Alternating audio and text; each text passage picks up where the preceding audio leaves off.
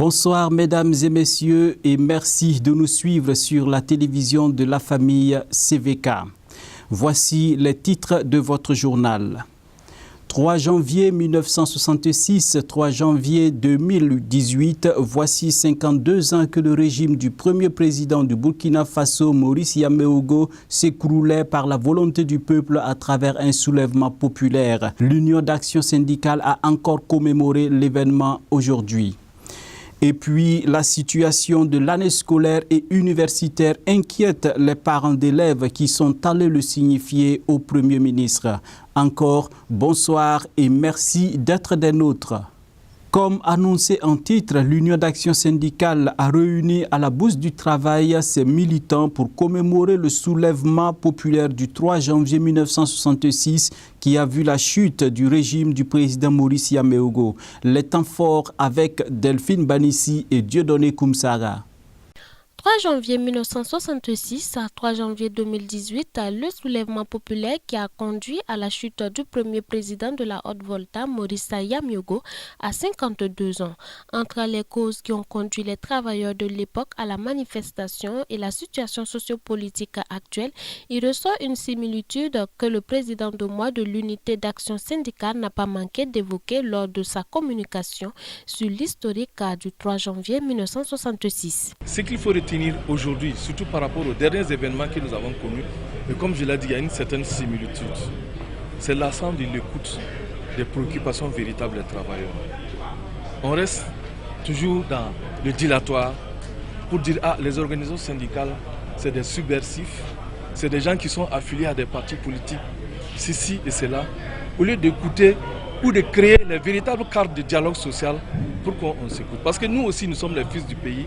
Et notre objectif, comme on l'a démontré, c'est de développer le pays et permettre l'amélioration des conditions de vie des travailleurs et de leurs familles. Selon Sieur Yen, le soulèvement populaire du 3 janvier traduit 3 points de la maturité du peuple d'alors. La première leçon, j'allais dire, c'est l'éveil des consciences qui ont montré à cette époque que les organisations syndicales sont préoccupées également par la gestion des biens de l'État. Ils sont très sensibles donc à la gabegie. La deuxième leçon, c'est l'implication donc du mouvement syndical par rapport aux questions, j'allais dire politiques, la détermination et l'engagement qui ont montré que seules les luttes payaient. Et la troisième leçon que l'on tire, c'est qu'à un moment donné, seule l'unité d'action paye. Nous invitons les travailleurs à se tenir prêts pour défendre leurs intérêts. Il n'est plus question qu'au niveau d'une certaine élite qui prenne le pouvoir, qui pense que ça doit être géré dans un cercle privé.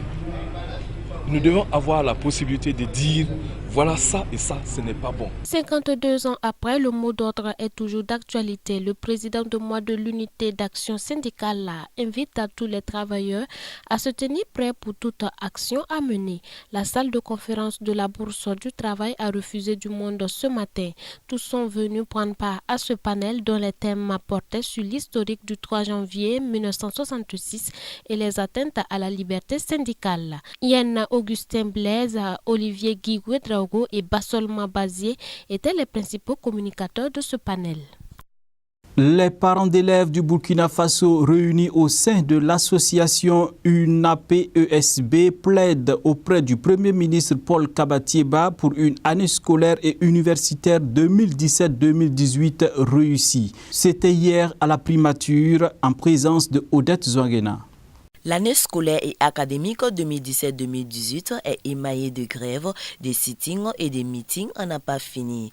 Malheureusement, les plus pessimistes redoutent une année blanche. Inquiets de cette situation, les parents d'élèves regroupés au sein de l'UNAPESB, l'Union nationale des associations des parents d'élèves du secondaire et du supérieur du Burkina Faso, sont venus soumettre leurs craintes au chef du gouvernement burkinabé. A eu une oreille attentive à ce que nous lui avons dit et il a promis franchement de faire aussi tout ce qui est en son pouvoir pour que les choses se passent vraiment au mieux. Il a dit que le dialogue n'est pas rompu avec les syndicats il est prêt et il continuera à échanger avec les syndicats pour qu'ensemble, nous puissions, ou du moins ils puissent trouver une solution qui puisse satisfaire aux revendications. Soucieux de l'avenir de leurs enfants, un certain nombre d'actions ont été entreprises pour que les choses reviennent à la norme. Les actions qui sont menées, c'est au niveau donc de la coordination donc, régionale donc, du centre avec les différentes APE donc, de base. Quand je parle d'APE de base, ce sont les différentes associations des parents d'élèves au niveau donc, des établissements primaires, au niveau donc, des établissements secondaires, au niveau donc, des établissements supérieurs pour voir un peu dans quelle mesure nous pouvons, à partir donc, depuis que nous avons entrepris ces actions, ce que nous pouvons donc faire pour que les choses ne se passent plus comme avant. Dans cette démarche, une rencontre avec les groupements syndicaux a été prise en compte. Vous savez, à l'endroit des syndicats, nous avions rencontré la coordination nationale des syndicats de l'éducation avec qui nous avions donc partagé les sentiments de crainte, les sentiments donc d'inquiétude face à une éventuelle année blanche. Et nous leur avons dit que nous sommes franchement inquiets et qu'il faudrait qu'à leur niveau, ils mettent un peu d'eau dans leur vin pour que vraiment nous ne connaissions pas une année blanche qui serait vraiment dommageable à tout ce que nous sommes en train donc, de bâtir, de construire pour notre système éducatif burkinabé. À l'issue de cette rencontre, les hôtes de Paul Kabatieba repartent avec une lueur d'espoir. Kalsakdo, c'est un département de la commune de Kombisri. Et là, il y a eu la pose de la première pierre pour la construction d'un lieu de culte, un don du Larlenaba Tigré. Les détails avec Moïse Kinda. C'est sur l'initiative et fonds propres du Larlenaba Tigré qui a pris l'engagement ce jeudi 28 décembre en présence du président du Conseil général des Assemblées de Dieu du Burkina Faso, des chefs coutumiers de Kombisri et de Guirgo et devant des amis, frères et sœurs en crise et toute la population pour offrir un bâtiment pour servir d'église aux Assemblées de Dieu dans le village de Kalsakdo, dans la région ecclésiastique des Assemblées de Dieu de Kombisri. Quand je lui dis à Pierre, je bâtirai mon église, dans Matthieu 16, 18, il savait de quoi il parlait et cela montre à souhait combien l'église est le projet de Dieu depuis toujours. Les maisons de Dieu, églises, mosquées et temples sont pour moi le lieu par excellence de l'enseignement original pour peu que les leaders soient à la hauteur des défis du moment.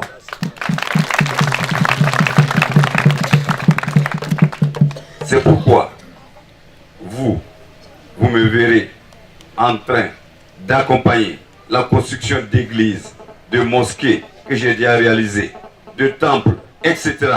Je le fais parce que la confluence de toutes ces religions est la paix. Et la paix est le socle de tout développement durable. Le mouvement des hommes MEB, qui est la structure intermédiaire pour réceptionner ce don, salue l'importance d'un tel acte. D'ores et déjà, nous avouons que la présente cérémonie touche profondément nos cœurs.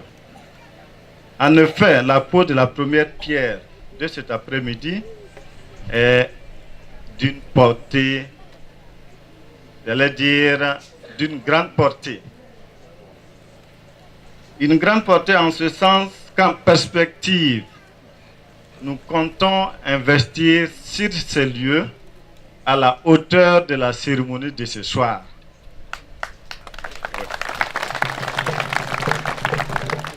Et par la grâce de Dieu, nous comptons réaliser un centre agricole de qualité et réaliser d'autres projets d'utilité sociale pour la gloire de Dieu et pour le bonheur des populations locales. Le Conseil régional des Assemblées de Dieu de Kombisri et ses démembrements saluent également l'engagement du Larlenaba. Selon le président Michel Ouedraogo, président du Conseil général des Assemblées de Dieu, l'Église est plus que jamais engagée à travailler avec de telles personnalités pour la paix de notre pays, le Burkina Faso. Je pense que l'acte est réellement responsable. C'est un bon témoignage. C'est le vrai leadership. De prouver à son peuple qu'il y a possibilité de s'unir, de s'aimer, d'être un seul peuple, de croire au Dieu Tout-Puissant, créateur du ciel et de la terre. Je pense que cet acte, réellement, c'est inoubliable et que le peuple burkinabé doit s'inspirer et marcher dans le même sens. Briques et sable sont déjà disponibles pour le démarrage très prochain de la construction qui va commencer et se terminer dans la même année 2018. Il a aussi offert des vivres à la population de la localité pour contribuer à soutenir les familles dans les fêtes de fin d'année. On se replonge encore dans la ferveur de la Saint-Sylvestre et là nous sommes dans quelques lieux de culte de la ville de Ouagadougou avec Yasmina Digamde et Dieudonné Koumsara. La Saint-Sylvestre a été une soirée de reconnaissance dans la plupart des églises. Ici, nous sommes au temple Emmanuel. Chants, adoration, témoignages ont été le menu de la soirée. Voici les femmes de l'ASC reconnaissantes à travers un chant de remerciement.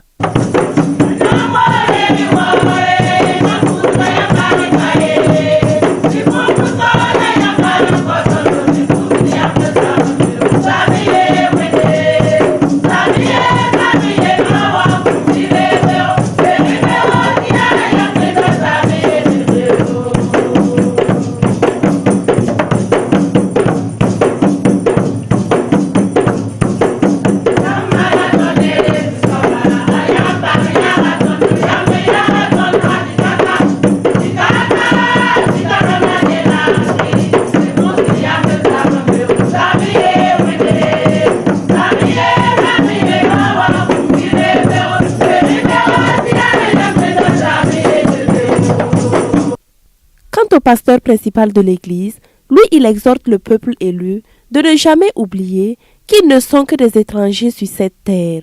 À l'en croire, chacun doit se préparer pour la vie éternelle auprès du Père. Il y a 2 points que nous ne devons pas oublier. C'est premièrement, il faudrait que nous sachions compter nos jours. Si le Seigneur nous donne une nouvelle année, c'est pour que nous sachions compter nos jours afin d'appliquer notre cœur à la sagesse. Et c'est la crainte de l'Éternel qui est le commencement de la sagesse. C'est la crainte de l'Éternel qui peut nous garder de toute mauvaise épreuve. Et aussi, il faudrait aussi ne pas oublier de prier pour le pays, comme dira Ézéchiel, où nous sommes encore en exil, c'est-à-dire notre pays, c'est-à-dire le Burkina Faso. C'est vrai que nous sommes étrangers et voyageurs sur cette terre, mais aussi longtemps que nous vivons, nous avons la responsabilité devant Dieu de garder et de cultiver, c'est-à-dire de développer le pays dans lequel nous sommes. Donc prions pour l'Église, prions pour que la nouvelle année nous rappelle encore que c'est -1 + 1 et que dans ce -1 là, nous sachions nous préparer pour notre vie éternelle. Un fidèle de l'Église se réjouit d'avoir une année de plus et demande à Dieu d'assister tout un chacun dans ses projets. 2017 s'en va et nous entrons dans une nouvelle année. Je rends grâce au Seigneur qui nous permet de voir une année nouvelle. Et au moment où je vous parle, je salue tous les téléspectateurs. Que le Seigneur les bénisse. Que ce que leur cœur désire, qu'il leur accorde tout. La santé surtout, parce que je suis dans le domaine de la santé et la santé me touche d'abord. Je ne veux pas trop m'étaler, mais c'est la santé la première des choses. Et que le Seigneur permette que les familles connaissent la joie. Ceux qui demandent un enfant, qu'ils puissent avoir un enfant. Les filles qui puissent trouver l'âme sœur. De même chose pour les garçons. Et je prie que le Seigneur permette que chacun puisse prospérer dans ses entreprises. Nous avons l'habitude de dire que l'Église est guidée par un même esprit. Cela s'est confirmé au cours de nos tournées nocturnes dans les églises des Assemblées de Dieu.